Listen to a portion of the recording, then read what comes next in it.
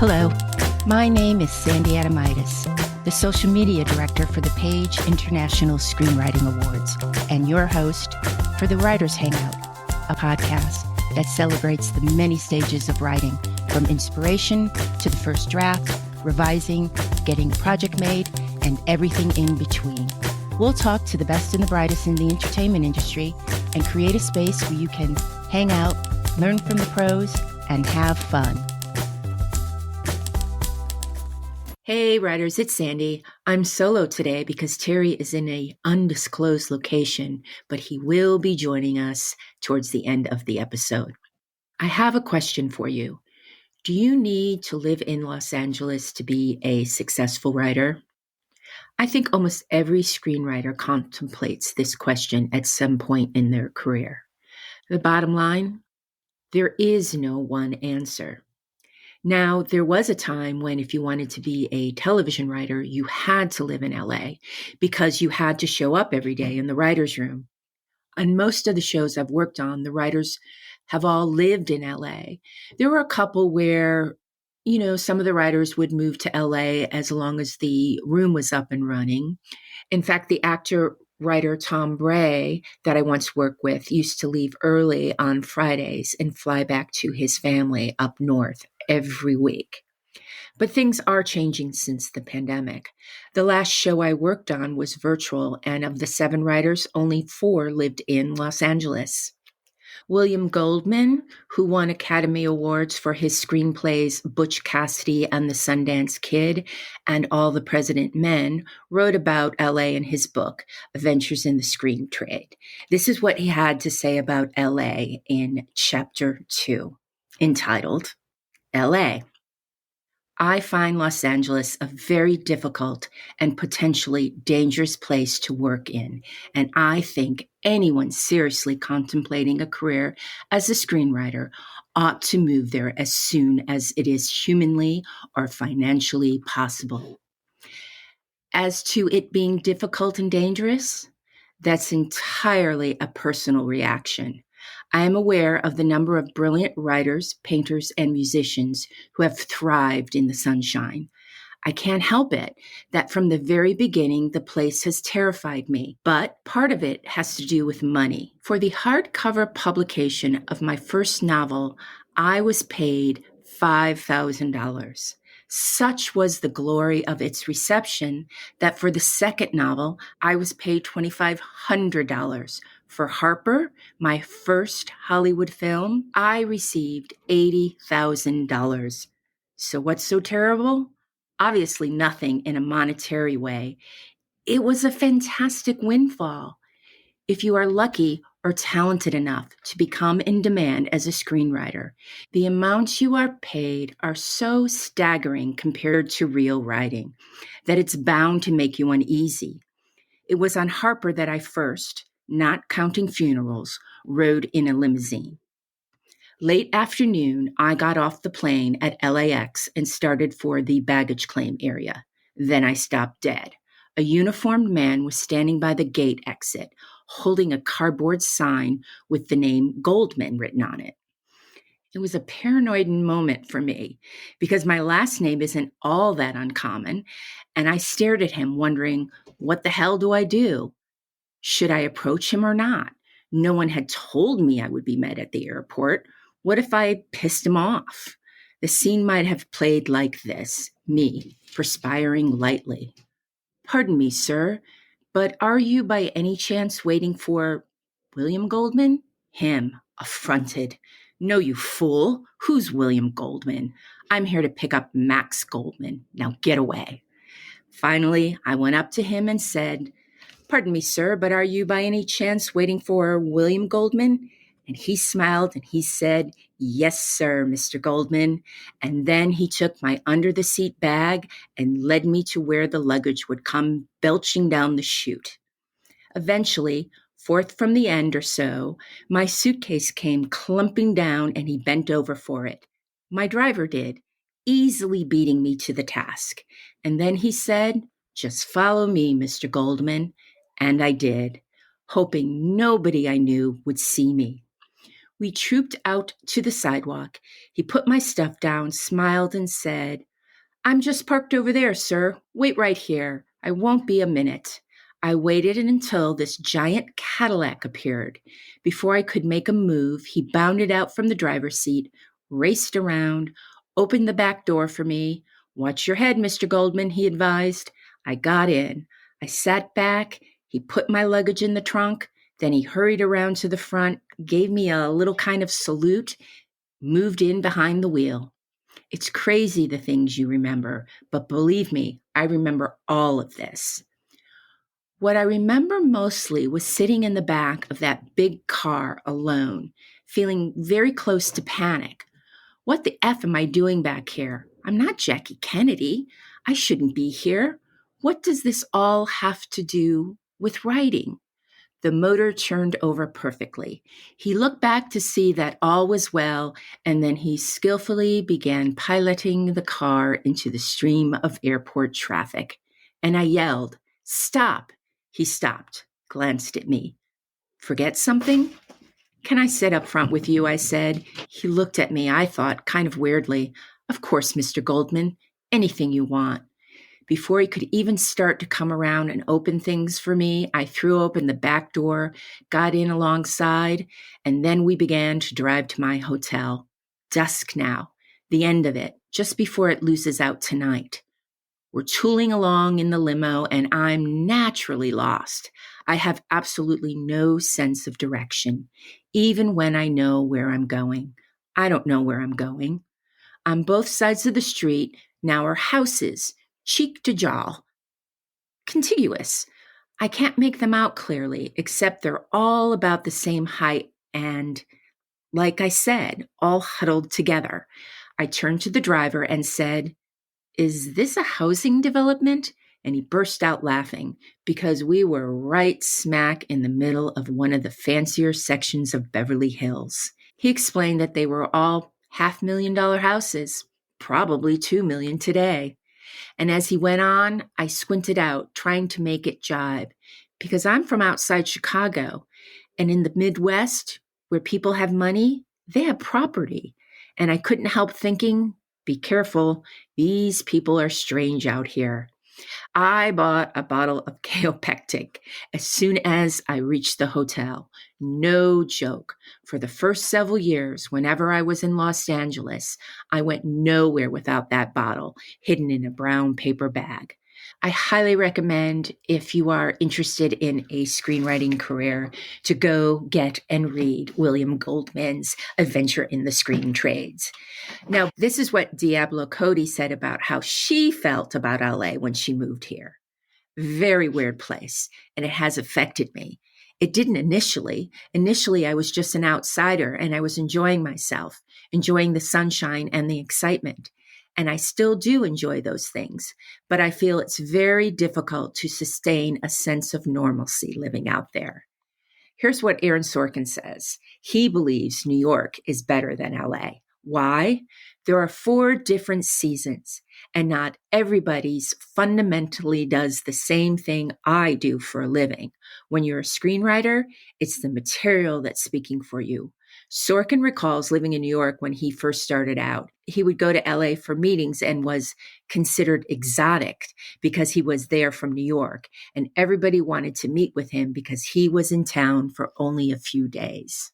Okay, I think we've established you don't have to live in LA to write, but if you can, LA is a great place to live, and it has a lot of benefits. And while you're going to face many hardships, including being away from your family and friends, Hollywood really is a nice place where your dreams can come true. Where else on a Tuesday can you just go to the movies and have a director and star do a panel afterwards? And the friends that you come up with become the next writers, actors, and directors, and you help each other. You want to start a writers group? In LA, you might have too many writers asking you to join. Inspiration? You are motivated here because you are surrounded by talent. The best of the best come here. This is where the film and television industry is. I get inspired by working at the same studios as the people that I admire. And yes, set is boring, but you want to know a secret? It's also really fun. I actually like going to run-throughs and being on the lot and hanging out in Stars Hollow. So bottom line, you can be a successful writer wherever you are. Since we're talking about Los Angeles, I thought it would be fun to do a quiz and pit a native Los Angeleno and a long-term transplant against each other and see who knows Los Angeles the best. In one corner, my talented co-host, Terry Sampson, and in the other corner, Hollywood native and the best production coordinator in the business, Kathy Rager. Hey, Kathy. Hey, Terry. Thank you so much for joining us on the Writers Hangout to do a quiz. Hey, great. Thanks. I am so glad that the three of us are together because Terry and I met through Kathy. Oh, that's correct.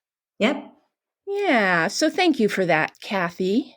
You're welcome. Now, Kathy, you actually come from a Hollywood family. Do you want to tell us a little bit about your grandmother?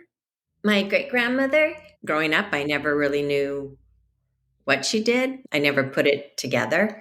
It wasn't until after she passed away that I fully understood. It's like, oh, you mean not everybody goes to the motion picture home and sees Shirley Booth, Walter Matthau, and Jack Lemmon. And so when we were packing things up for her, I found stuff to like Ingrid Bergman, a book from Barbara Stanwyck and stuff like that. And then everybody was like, oh yeah, she worked in the business. So. Oh, that's so wonderful. Yes, and you are currently the production coordinator on Call Me Kat. Yes, I am. How cool. What did you get to play with on set this week? Oh, this week we had cows. We had Daisy and Debbie. Oh, wait. I don't know. Can you say that? Do we have to back up? I don't know. Are you allowed to say that cows are on the show yet? I think we can say cows. It's just an animal, so we should be okay to say that we had cows. I believe you can't say squirrels on podcast. True. I know. So I'm never going to live that down, am I, guys? No. All right, let's get into our quiz. Who knows Los Angeles better? Someone born and raised in LA or a long-term transplant? Okay, I'm going to ask each of you a question, and you get 1 point per question, winner take all.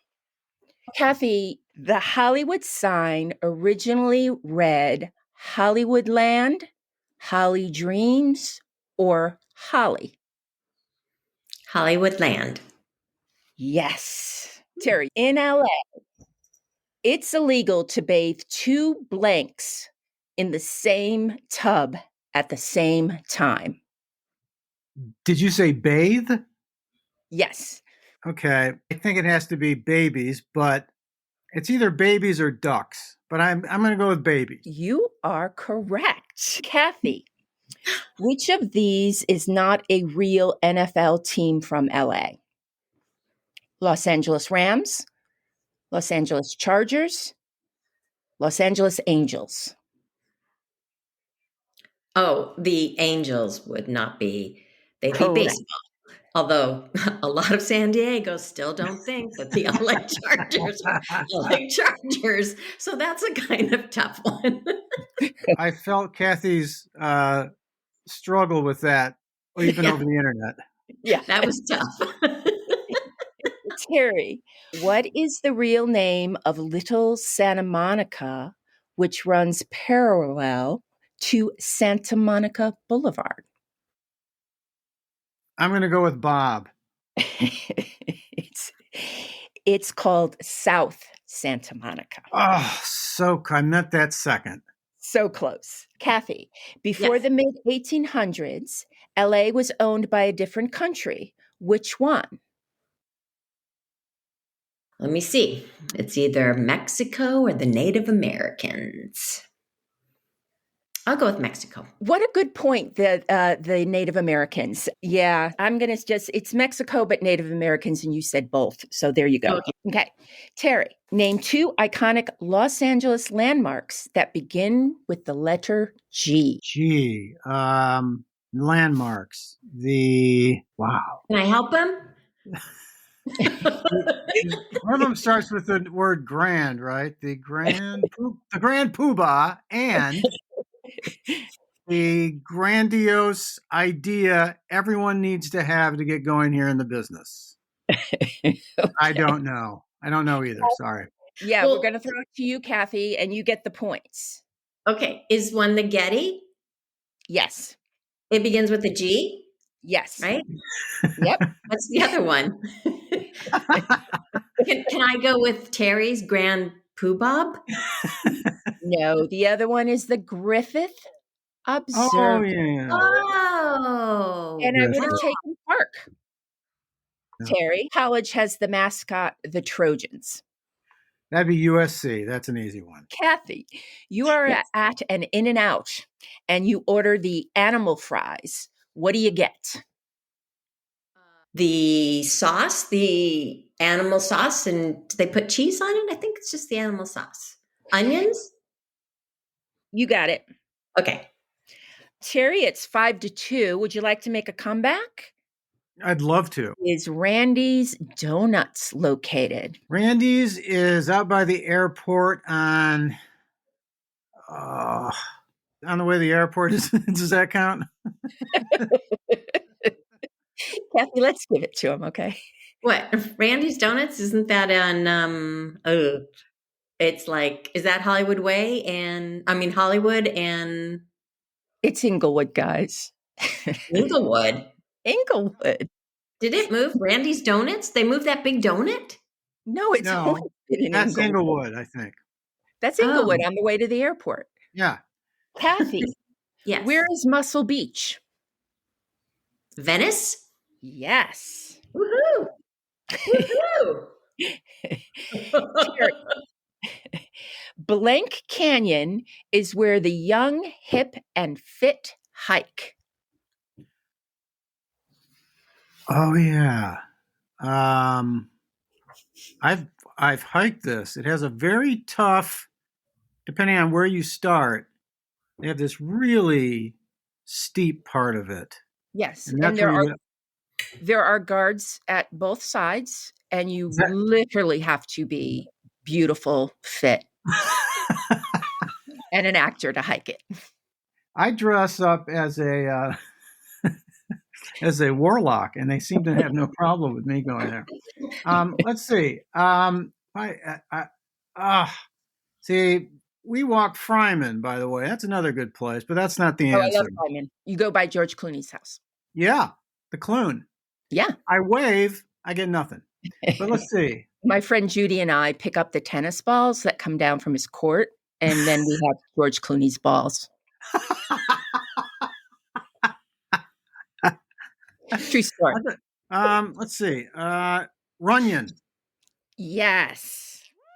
See, I waited just long enough. Kathy, Yes. Bradford Studios in Studio City is home to Hollywood's best half-hour comedies. What silent film producer and legend was the first person to open up a movie studio in that location? Who is the I don't first? know that one. I mean, it's famous for Mary Tyler Moore, MTM Yeah. Oh. Studios. I can kind of see a face, but not. Okay. I it's don't Mac know. Sennett. Mac Sennett. Who? Mac Sennett. Mac Who's and he? Mabel. Mac Sennett. No. Oh, we're gonna have to take away your Hollywood. Yes, you are. I'm really sorry. Yeah, from now on, Kathy, just go, oh, yeah, that's right. Oh Yeah. yeah, that's right. Did that work? Yeah. She can edit that part in. Terry, Yes. what is a brown derby? It's a restaurant. Yes. It was in the shape of a brown derby. So cute. Yes. Kathy, what famous ice cream parlor was located on Hollywood Boulevard? Is It that closed in Schweitzer? the 90s. Schweitzer's? No, I don't know how to pronounce it properly. This has nothing to do with Marilyn Monroe, does it? not one No, thing. it's Lana Turner. Oh, that was Schwab's. Is that what you were talking about, Schwab's? Oh Yeah. yeah, I was Schwab, gonna- sorry. That was down at Crescent Heights. This is right in the heart of Hollywood Boulevard, across from Grom's Chinese, I believe it was. Harry, do you want to take a try? I don't. 31 flavors. No, it's not 31 flavors. A CC Brown's. CC Brown's, huh? Yeah. Oh. Established in 1906 and late 90s it closed.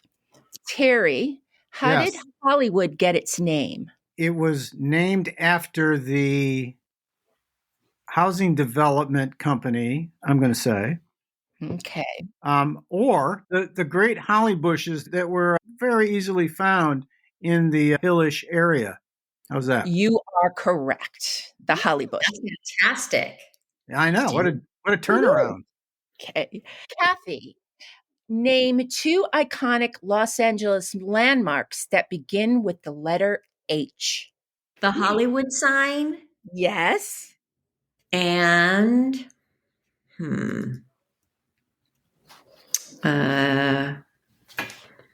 Hoover Dam, that's in Arizona.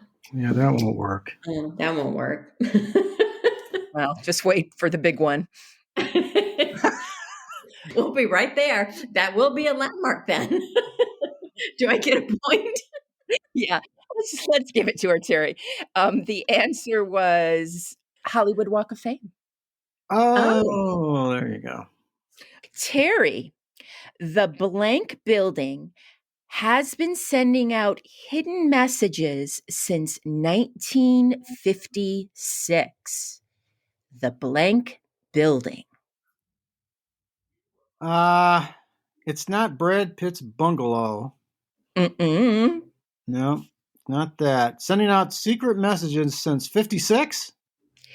Since 1956, yes. Okay, so that's after World War II. Boy, it seems like, we've got that big Church of Scientology. They like sending messages and stuff, but that's not it. All right, so I'm going to say is our beautiful and lovely City Hall. Capitol Records. It started in 1956, and with Morse code spells out Hollywood. Oh, that's adorable. That's so cool. That. I love that. Kathy. Okay. In what 2 years did Los Angeles host the Olympics? 84 and what was it? We hosted the second one, 84. Let me see. Coliseum. Nope. When was the more 60? Nope. 68 was Mexico, I think. 64. Think way back. Oh, like in 30s? I'm trying to think of when the Memorial Coliseum was built. That's the way to think of it. Oh, I can't think of it. It was 1934. Oh. Okay, so neither of you get points on that. Well, guys, following up the score, Kathy has 7.5 to Terry's 6. Okay. Congratulations. You are the very first winner of our native versus a long-term transplant. Yay! Yay! Woo! Thanks so much for doing that quiz. That was really fun. I hope we get to do it again. Bye. Bye. That's a wrap for the Writers Hangout. Thanks so much for listening. If you enjoyed the show, please subscribe, like, and thrive. Till we get to hang out again, keep writing. The world needs your stories. The Writers Hangout is sponsored by the Page International Screenwriting Awards. Executive producer, Kristen O'Verne. Producers, Terry Sampson and Sandy Adamitis. Music by Ethan Stoller.